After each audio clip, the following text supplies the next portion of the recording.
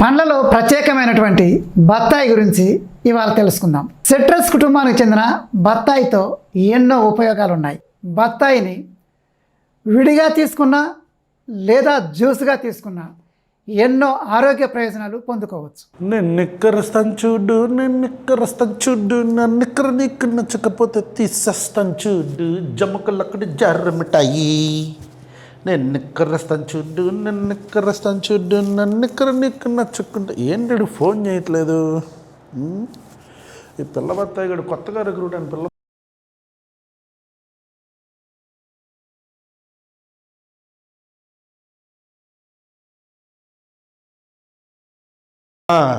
చెప్పు నాన్న. చెప్పాడులే మనోడు, మన ముదురు బత్తాయి గడు ఫోన్ చేసి చెప్పాడు. ఇప్పుడు పిల్ల బత్తాయి ఒకటి చేస్తాడండి ఫోను అని. చెప్పు, ఏంటి నీకు వచ్చిన డౌట్లు ఏంటి? కొత్తగా ఒక ఛానల్లో చూసావా? ఏంటి ఆ ఛానల్లో ఏం చెప్తున్నారు? ఏం నరేంద్ర మోదీని విమర్శించేస్తున్నాడు? ఏంటి మన అనపాలజెటిక్ సనాతనిని కూడా విమర్శించేస్తున్నాడా? అంటే వాడు దేవుళ్ళను కానీ ఏమన్నా తిడుతున్నాడా? తిట్టట్లేదా? ఎట్లట్లా? సరే ఓ పని చెయ్యి, నువ్వు అర్జెంటుగా నువ్వు వాడి మతం ఏంటో కనుక్కో. ఏం చేస్తావేంట్రా? ఇప్పుడు మనం వాడి మతం కనుక్కున్నాం అనుకో, వాడు ఇప్పుడు ఒకవేళ ముస్లిమో క్రిస్టియనో అనుకో, వాడు కన్వర్టెడ్ అను, రైస్ బ్యాగ్ అను, మరకనో ఇంకోటో వేసేస్తాం. అవునరా, వాడు రాజకీయ విమర్శ చేసినా మనం ఇలా తిప్పేస్తాం మనం దాన్ని. వాడు ఏం చేస్తున్నాడు? మోడీని విమర్శిస్తున్నాడు, పవన్ కళ్యాణ్ విమర్శిస్తున్నాడు కదా. ఏమంటున్నాడు? బ్లాక్ మనీయా? అది మన తేలేదు కదా మోదీ. మరి ఏం డిఫెండ్ చేస్తావండి? అన్నీ చేస్తా కూర్చుంటావా? అట్లా ఇన్ని కుదరదు. మన యూనివర్సిటీ నుంచి వచ్చిన ఆర్డర్ ఒకటే, ఆ రూల్ ఒకటే మనకి. వాడు ఏదైనా మాట్లాడి అర్జెంటుగా ఆడి మతం ఎతకాల. ఒకవేళ ఆడు ముస్లిమో క్రిస్టియన్ అయితే గొర్రెనో మరకనో రైస్ బ్యాగ్నో వేసేద్దాం. ఒకవేళ హిందూ అయితేనా? హిందూ అయితే ఏముందిరా, మన టనాటన ధర్మంలో ఉన్న ఆ నిచ్చెన మెట్ల వ్యవస్థలో ఉంది కదా. మనం ఏం కులం ఎత్తుక అర్జెంటుగా ఆడిది. ఆడు ఎస్సీ ఎస్టీ అనుకో, ఆడు కూడా కన్వర్టెడో ఇన్నొట్టడో అని మా పులిమేద్దాం. అర్థమైందా? వీళ్ళు మన వ్యతిరేకులు అని చెప్దాం. ఆ తర్వాత ఒక ఓసీ అప్పర్ కాస్ట్ అయితేనా అప్పుడేం చేద్దాం? దేశద్రోహాన్ని ముద్రేసేయటమే. వాడు మాట్లాడుతున్న పాయింట్ గురించి ఎవడు అడిగాడరా నిన్ను? వాడు ఆ పాయింటే మాట్లాడవచ్చు. వాడు అన్ఎంప్లాయ్మెంట్ గురించి మాట్లాడుతున్నాడా, లేకపోతే నిరుద్యోగం గురించా, నల్లధనం గురించా, లేకపోతే తిరుపతి లడ్డు గురించి, అవన్నీ మనకెందుకురా? వాడిని అర్జెంటుగా దేశద్రోహాన్ని ముద్రేయాలా. ఒకవేళ అది కాదనుకో ఏ కులం ఆపాదించేయాలా, అది కాదనుకో మతం ఆపాదించేయాలా. లాజికల్ క్వశ్చన్లు ఆన్సర్లు ఎవడు చెప్తాడు రా మన బత్తాయిల్లో? నువ్వు భలేవాళ్ళు ఉన్నావు. నువ్వు కొత్తగా పిల్ల బత్తాయి కదా, నువ్వు నీకు తెలియదులే. ఈ ట్రెండ్ అంతా మనం ఎన్నాళ్ళ నుంచో మనం నార్త్లో ఇంప్లిమెంట్ చేసాం, ఇప్పుడు వచ్చేస్తుంది సౌత్ ఇండియాకి. మొన్న వాడు దొరికాడుగా మనకి. పిచ్చోడు మీద పులి మీద ఉద్దేద్దాం అంతే. ఏ పిచ్చోడా? చెప్పగరు, అవన్నీ చెప్పకూడదు బయటికి. నువ్వు పర్సనల్గా గెలిచినప్పుడు చెప్తా అలా పిచ్చోడు ఎవరు.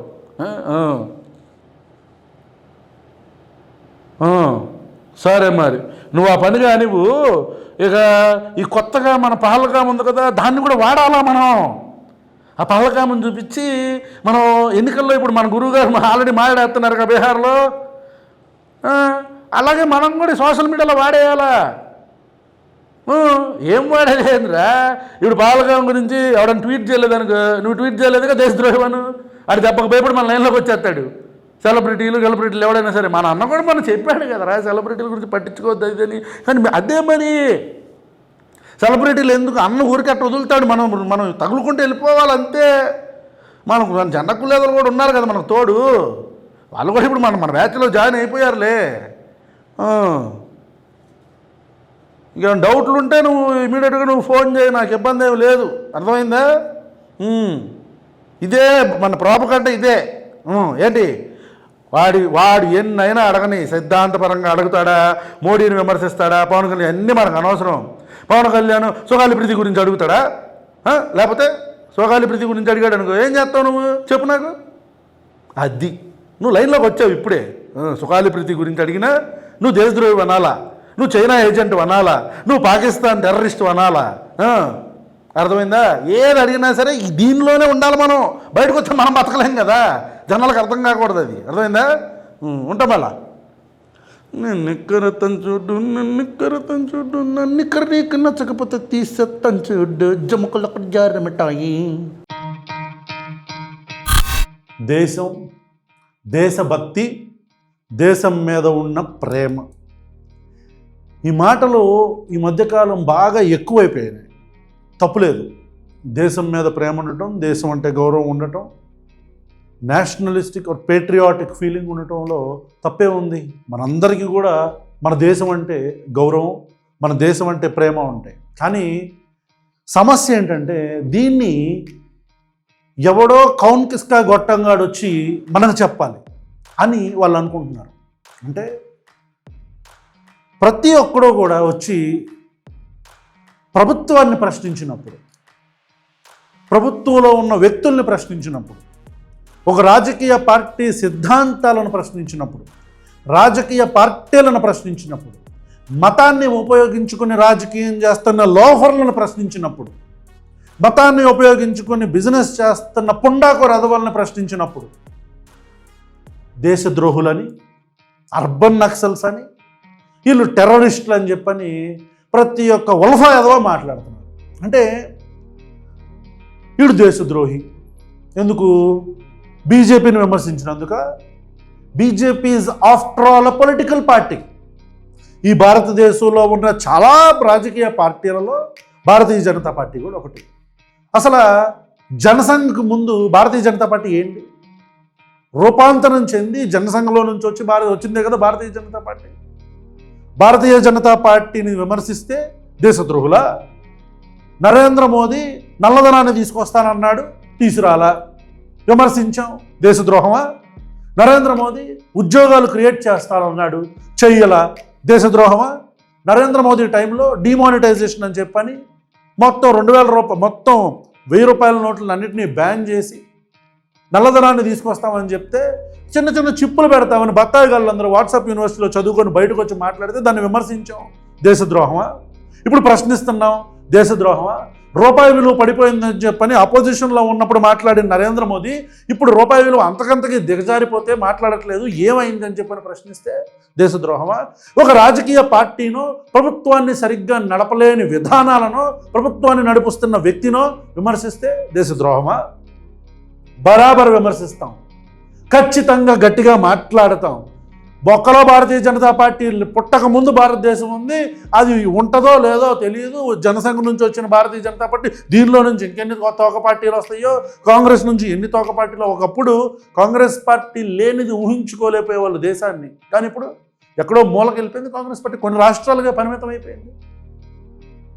ఈ రోజులా ఉన్న భారతీయ జనతా పార్టీ రేపు ఎక్కడికి పడిపోద్ది ఎవరికి తెలుసు? నార్త్లో ఎలా పడిపోయింది.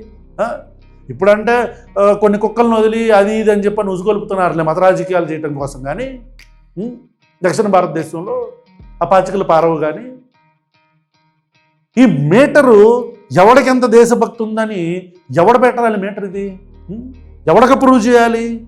నా దేశం అంటే నాకు అభిమానం ఉంది, నా దేశం అంటే నాకు ప్రేమ ఉంది, నా దేశం అంటే నాకు ఇష్టం ఉందని చెప్పని ఎవడికన్నా ప్రూవ్ చేయాలా? ఎవడికన్నా ప్రూవ్ చేయాలా? ఎవరికి ప్రూవ్ చేయాలి? వీళ్ళందరూ ఎవరి తొత్తులు? ఈ ఆర్ఎస్ఎస్ తొత్తులకి మేము వెళ్ళి ప్రూవ్ చేయాలా? ఏ ఆర్ఎస్ఎస్ గురించి మాట్లాడుతున్నాం మనం? ఏ ఆర్ఎస్ఎస్? స్వాతంత్రం వచ్చి 1947లో స్వాతంత్రం వస్తే 2002 దాకా నాగ్పూర్ హెడ్ ఆఫీసులో కనీసం భారతదేశ జెండాని ఎగరేయని ఆర్ఎస్ఎస్ సిద్ధాంతాలను ఫాలో అయ్యే లోఫర్ నా కొడుకులు మమ్మల్ని దేశభక్తి గురించి మాట్లాడుతున్నారు. ఈ భారతదేశ జెండాని యాక్సెప్ట్ చేయలేని దౌర్భాగ్యపు సిద్ధాంతం ఉన్న ఆర్ఎస్ఎస్ దాని తోక పార్టీ అని భారతీయ జనతా పార్టీ సిద్ధాంతాలను ఫాలో అవుతున్న లోఫర్ ఎదవలు దేశభక్తి గురించి మాకు చెప్తారా? అది ఏంటి కామెడీ? ఏంటి కామెడీ? ఏఆర్ఎస్ఎస్ గురించి మాట్లాడుతుంటున్నాం మనం, ఏఆర్ఎస్ఎస్ సిద్ధాంతాల గురించి మాట్లాడుతున్నాం మనం. వీళ్ళందరూ ఊడిగం చేస్తున్న ఆర్ఎస్ఎస్, భుజాన వేసుకొని మోస్తున్న ఆర్ఎస్ఎస్ ఈ తొత్తుగాళ్ళకి మేము దేశభక్తులని ప్రూవ్ చేయాలా? మాకు ఈ దేశం అంటే ఇష్టం ఉందని ప్రూవ్ చేయాలా? గాంధీజీని, నెహ్రూని వాళ్ళని ఇమేజ్ డ్యామేజ్ చేసే ప్రాసెస్లో సర్దార్ వల్లభాయ్ పటేల్ నేను సుభాష్ చంద్రబోస్ని మీదకెక్కించుకున్న భావజాలం లేని భావదారిద్ర్యంలో బతుకుతున్న వీళ్ళకి పోనీ సర్దార్ వల్లభాయ్ పటేల్ ఆర్ఎస్ఎస్ గురించి ఏం మాట్లాడాడు తెలుసా? చరిత్ర చదివితే మనకు తెలిసిద్ది. ఏ సర్దార్ వల్లభాయ్ పటేల్ అయితే ఆర్ఎస్ఎస్లో చాలా యాక్టివ్గా దానికి అఫిలియేట్ అయి ఉన్నారో అదే సర్దార్ వల్లభాయ్ పటేల్ ఆర్ఎస్ఎస్ని ఎందుకు బ్యాన్ చేశాడు? అసలు ఈ భారతదేశంలో ఆర్ఎస్ఎస్ 3 సార్లు ఎందుకు బ్యాన్ అయింది? గాంధీజీని చంపినప్పుడు ఆర్ఎస్ఎస్ను బ్యాన్ చేశారు. ఎవరు? ఇప్పుడు భుజానెక్కించుకొని మాట్లాడుతున్న సర్దార్ వల్లభాయ్ పటేల్ గారే. ఏ బీజేపీ ఏ ఆర్ఎస్ఎస్ అయితే భుజానెక్కించుకొని ఎందుకు నెహ్రూని గాంధీని తక్కువ చేద్దాం అనుకుని వీళ్ళని ఎవరినైతే భుజానెక్కించుకున్నారో వాళ్ళే బ్యాన్ చేశారు ఆర్ఎస్ఎస్ని. ఎందుకు బ్యాన్ చేశారు? ఆర్టికల్స్, అప్పుడు న్యూస్ ఆర్టికల్స్ నేను మీకు వెనకాల వేయిస్తాను. అప్పటి న్యూస్ ఆర్టికల్స్ చూస్తే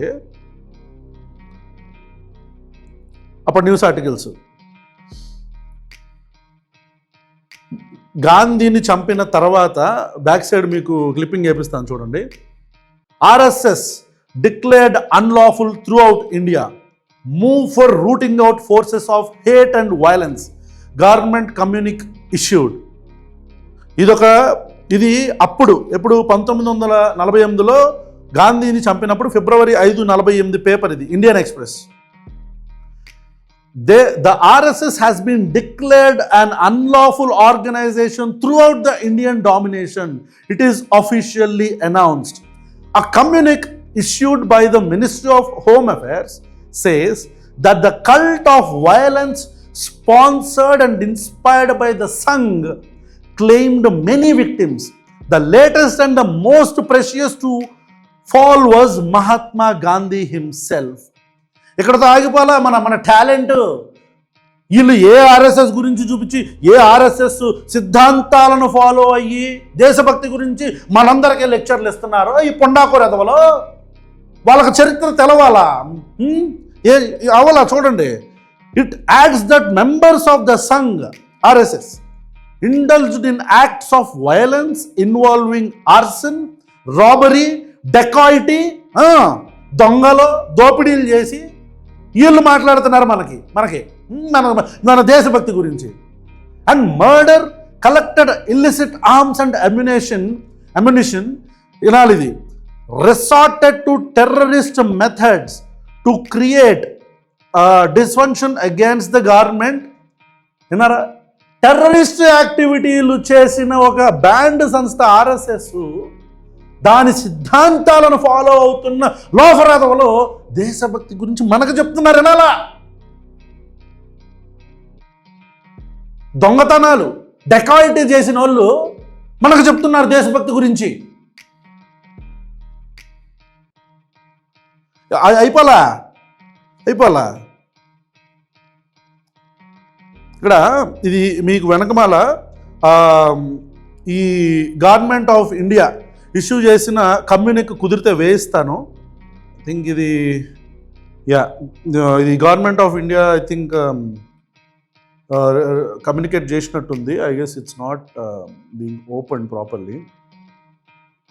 ఓకే రైట్. ఇకపోతే దీని తర్వాత ఆర్ఎస్ఎస్ని బ్యాన్ చేసిన తర్వాత 1949లో మళ్ళీ బ్యాన్ లిఫ్ట్ చేశారు. దానికి ఇచ్చిన క్లియర్ ఇన్స్ట్రక్షన్స్ ఏంటో తెలుసా? బ్యాన్ ఎందుకు లిఫ్ట్ చేశారో తెలుసా? లిఫ్ట్ చేసిన తర్వాత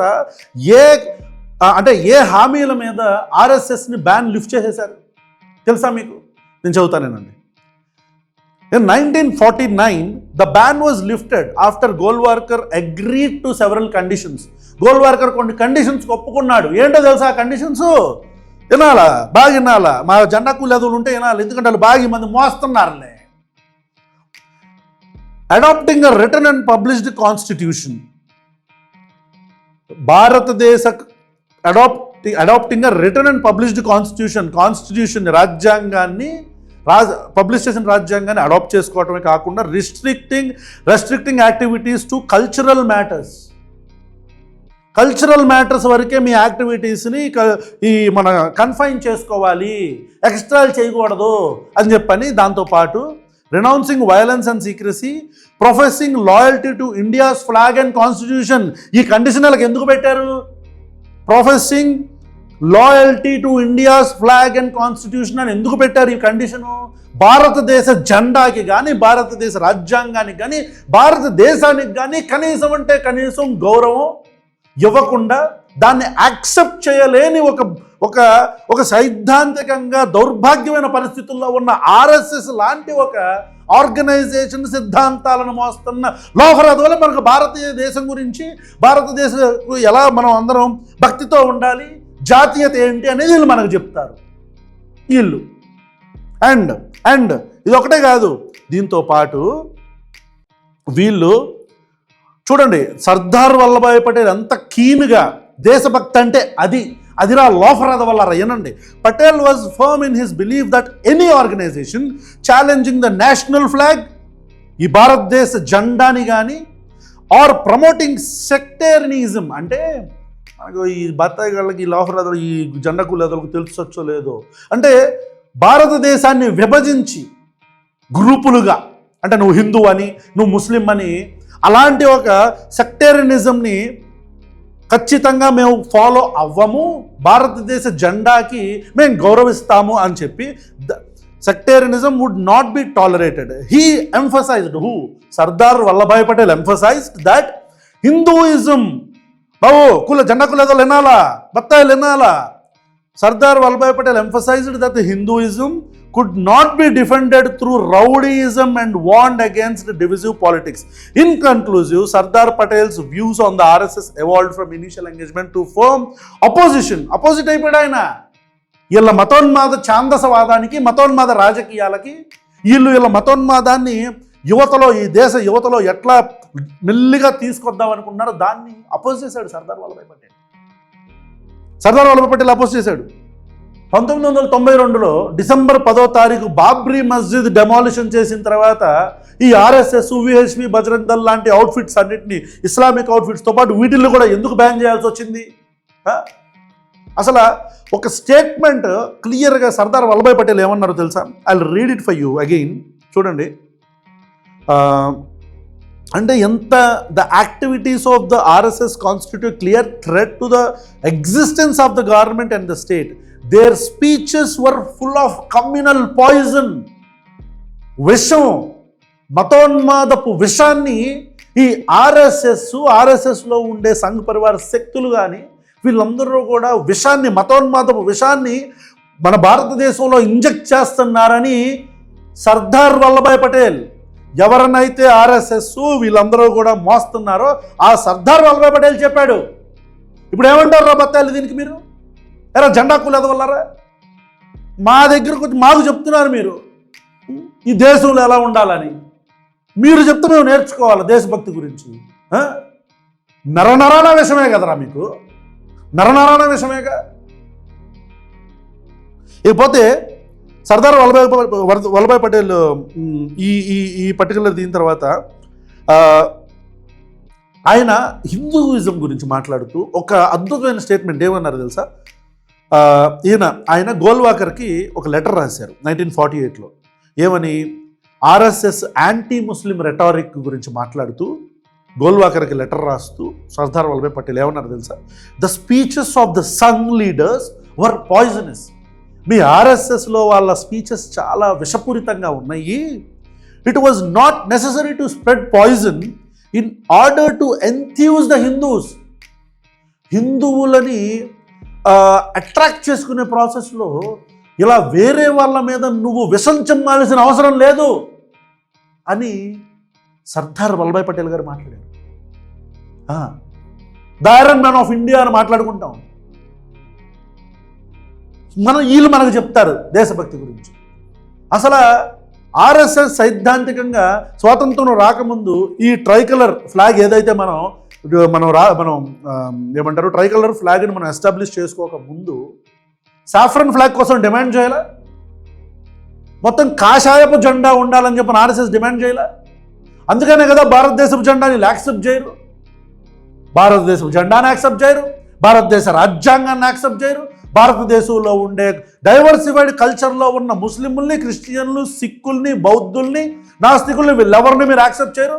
మీకు దేశం అంటే భక్తి ఏంట్రా? మీకు దేశం మీద ప్రేమ ఏంటి?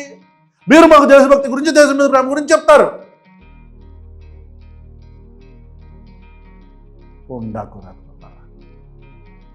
అలాంటి ఒక ఆర్గనైజేషన్ని భుజానేసుకొని మోస్తున్న జెండా కూలేదవలు, ఇప్పుడిప్పుడే కొత్తగా పుట్టుకొస్తున్న పొట్టగొడుగులు, వీళ్ళందరూ మనకి దేశభక్తి గురించి, దేశం మీద ఉన్న ప్రేమ గురించి, ఈ దేశంలో ఉండే పేట్రియాటిజం గురించి మనం చెప్తారు. ఇంతకంటే ఇంకా దేంతో నవ్వాలి మనం? దేంతో నవ్వాలి మనం? నాకైతే నోటితో నవ్వురా అట్లా. ఇది వీళ్ళ చరిత్ర, ఇది వీళ్ళ చరిత్ర. ఇకపోతే ఈ మళ్ళీ ఎమర్జెన్సీ టైంలో ఒకసారి బ్యాన్ జరగటం, తర్వాత మళ్ళీ 1992లో ఒకసారి బ్యాన్ చేయటం ఆర్ఎస్ఎస్ని, ఇదంతా కూడా చరిత్ర. ఇన్నిసార్లు బ్యాన్ కాబడి దేశంలో ఉగ్ర కార్యకలాపాలకి ఈ భారతదేశంలో భారతదేశపు జెండాని కూడా కనీసం గౌరవించకుండా 2002 దాకా కూడా అడాప్ట్ చేసుకోకుండా ఉన్న ఆర్ఎస్ఎస్ లాంటి భావజాలపు దారిద్ర్యం ఉన్న ఒక సిద్ధాంతం, ఇలాంటి ఒక దారిద్రపు సిద్ధాంతం ఉన్న ఒక చిన్న అవుట్ఫిట్, పొలిటికల్ అవుట్ఫిట్ని, దాని నుంచి వచ్చిన ఒక తోక పార్టీ భారతీయ జనతా పార్టీని విమర్శిస్తే దేశద్రోహుల బరాబర్ విమర్శిస్తాం. Bharatiya Janata Party is a political party. Bharatiya Janata Party is not for Hindus. Bharatiya Janata పార్టీని విమర్శిస్తే హిందువుల్ని విమర్శించినట్టు కాదు, నరేంద్ర మోదీని విమర్శిస్తే ఈ దేశాన్ని విమర్శించినట్టు కాదు. ప్రతి ఒక్క రాజకీయ నాయకుడిలాగే Narendra Modi has to face the criticism. Broker అదవల్లరా మాకు చెప్తారేంట్రా దేశభక్తి గురించి? మీరు